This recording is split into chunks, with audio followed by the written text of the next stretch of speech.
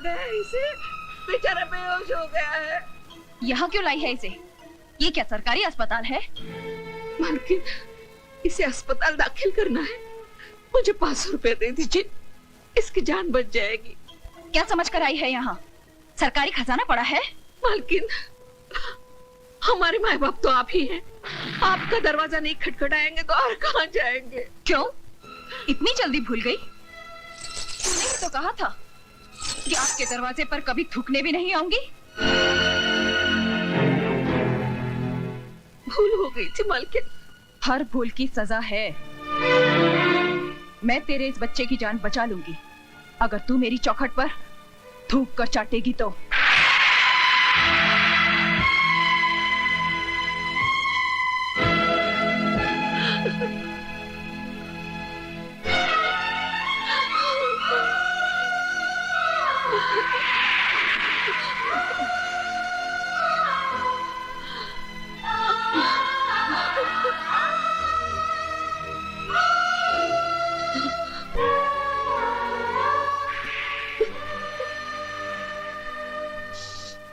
रुक जाओ मौसी। उठो मौसी। ये हवेली और ये चौखट बड़ी बहू दहेज में लेकर नहीं आई थी। इस पर जितना हक बड़ी बहू का है उतना ही छोटी बहू का है। शारदा देवी, तिजोरी की चाबी लाओ।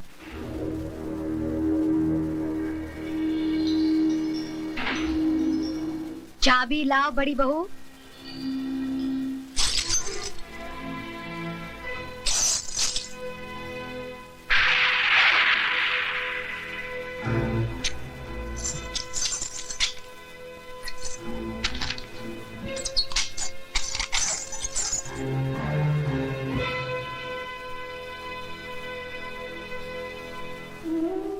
ये लो मौसी।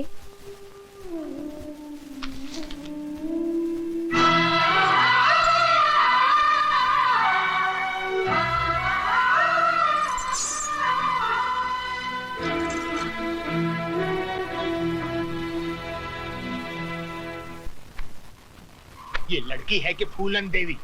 अरे खड़ी क्या हो, जल्दी जल्दी कपड़े बांधो, वरना अभी तो उसने सिर्फ तिजोरी की चाबी छीनी, फिर कहीं आ गई तो सारे कपड़े उतरवा देगी। इलाहाबाद नंगा जाना पड़ेगा, नंगा। दीदी, मुझे तो बहुत डर लग रहा है, तुम भी हमारे साथ चली चलो। ठीक है, लेकिन तुम लोग ये मत समझना कि मैं उससे डर कर जा रही हूँ। नहीं नहीं नहीं नहीं, हम लोग तो उसको डरा के जा रहे हैं।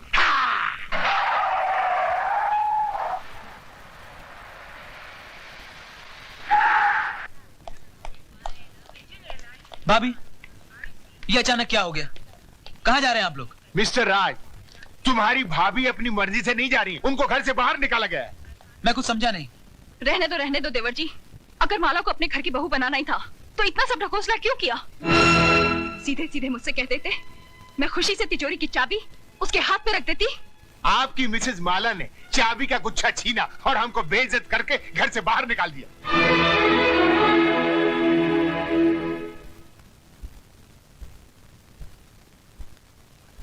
माला, माला!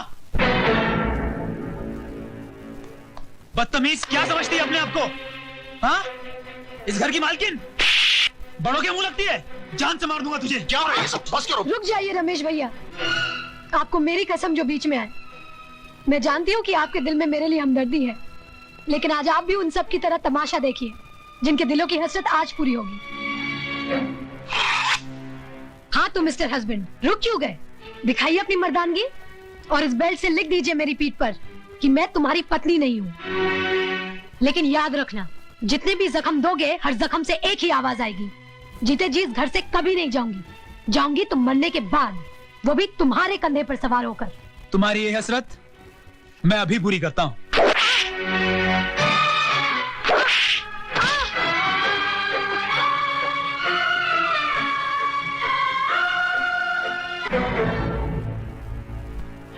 अगर तुम मेरी बेटी का सुहाग ना होता तो मेरे कदमों में माला की बजाय तेरा सर होता।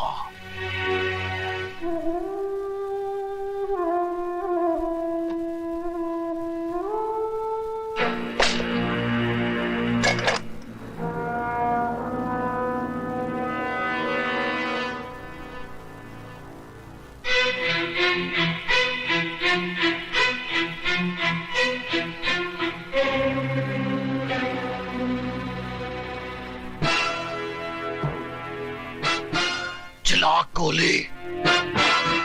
अगर तेरी माँ ने दूध पिलाया है तो चला गोली, चला गोली। मामा जी आप? मर गया तेरा मामा। मामा जी अगर डैडी को पता चला कि आपने मुझ पे हाथ उठाया है तो क्या कर लेगा तेरा बाप? नौकरी से निकाल देगा ना? निकाल दे नौकरी से।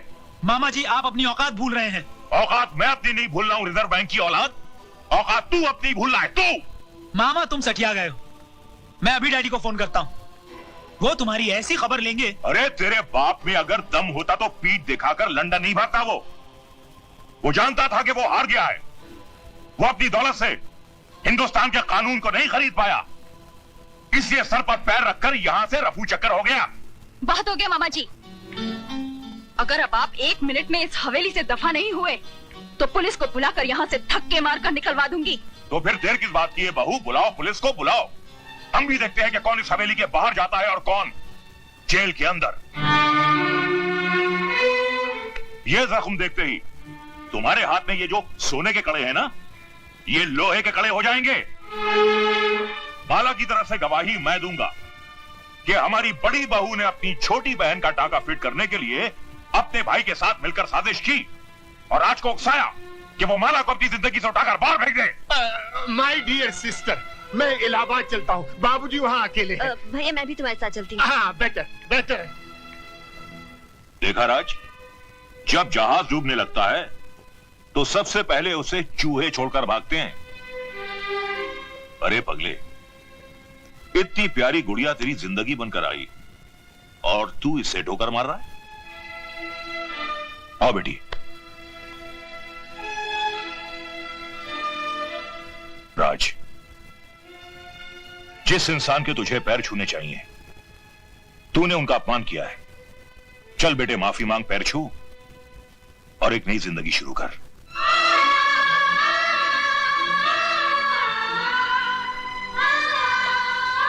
मुझे माफ कर दीजिए।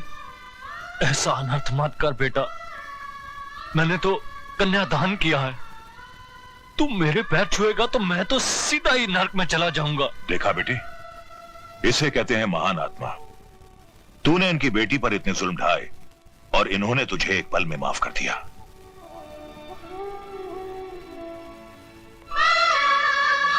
बेटे, ये आंसू पोंछ डाल और अपने इस मामा के लिए थोड़ा सा मुस्कुरा दे। मुस्कुरा। Hello, Rai Bahadur here. जीजा जी, आपने बिल्कुल सही वक्त पर मुझे यहां भेज दिया।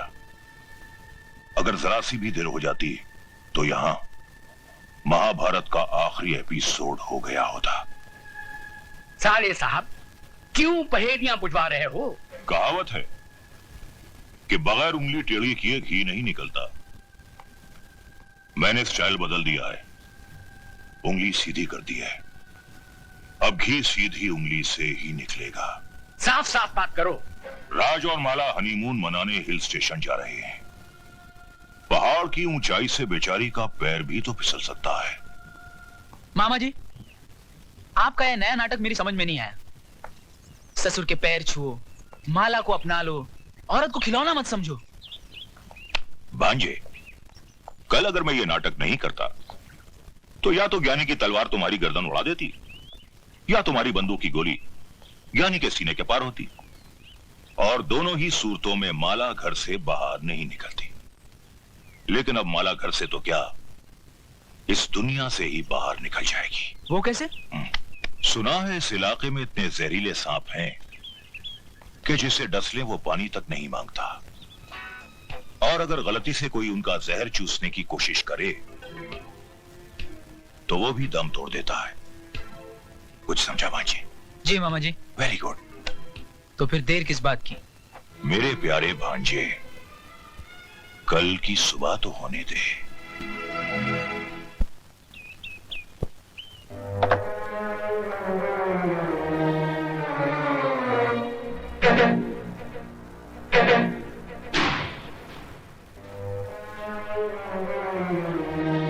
Very good. बस भांजे बस, 2 मिनट में खेल खत्म।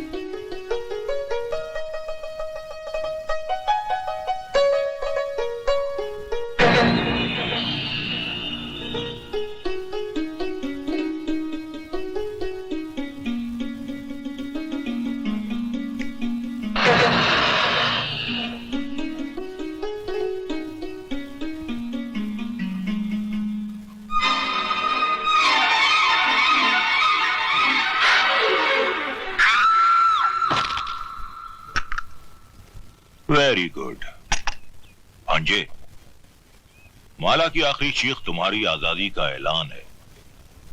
जाओ भांजे जाओ, अपनी कानूनी बीवी के आखिरी दर्शन कर लो।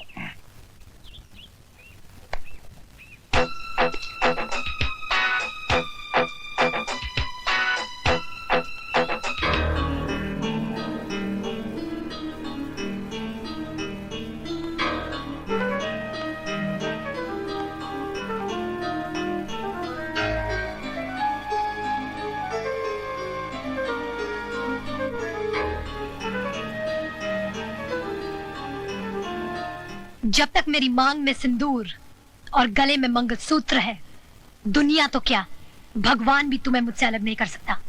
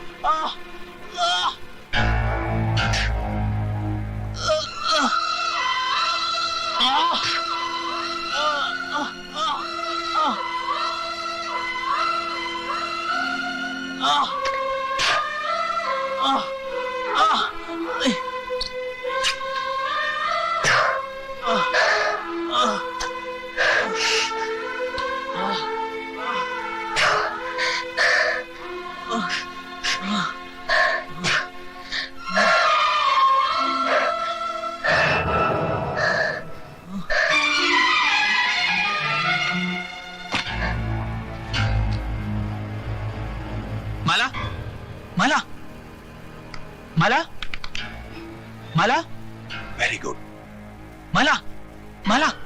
भांजे क्या बेवकूफी कर रहा है, मर जाने दे इसे।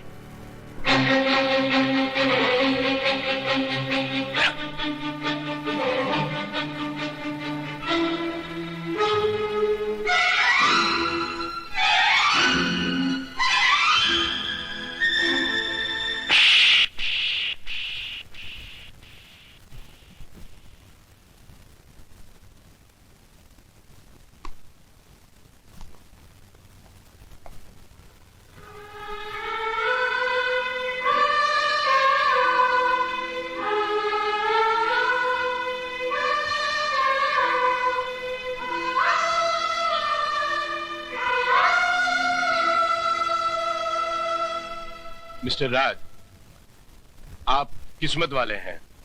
इतने जहरीले सांप का जहर चूसने के बाद भी आपकी पत्नी बच गई। मैंने इंजेक्शन दे दिया है, किसी तरह रात गुजर जाए। थैंक यू डॉक्टर साहब। All the best.